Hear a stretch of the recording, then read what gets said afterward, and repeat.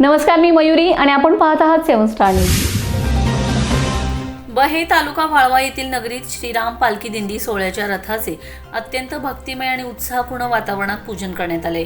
विठ्ठल नामाच्या अखंड गजरात, टाळ मृदुंगाच्या निनादात आणि भाविकांच्या जय घोषात झालेल्या या सोहळ्याने संपूर्ण गाव भक्तिरसात न्हाऊन निघाले।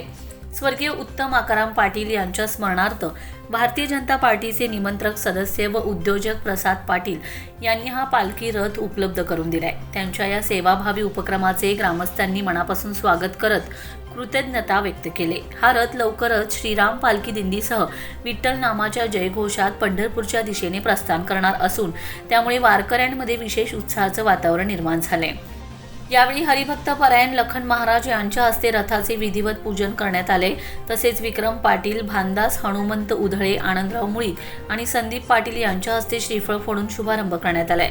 या प्रसंगी चंद्रकांत उटगे, संभाजी पाटील, बंडा सिद्धनाथ, शुभम शिंदे, शरद धुमाळ, नितीन हुबाले, बबलू मोहिते, बाजीराव मुसळे, मनोहर पाटील, रामभाऊ कोके, आशुतोष धुमाळ, संतोष शेळके, तानाजी शेळके, नेताजी शेळके, शहाजी शेळके, विकास पाटील, निवास थोरात, भीमराव आरबुणे, संभाजी पाटील यांच्यासह ग्रामस्थ मोठ्या संख्येने उपस्थित होते।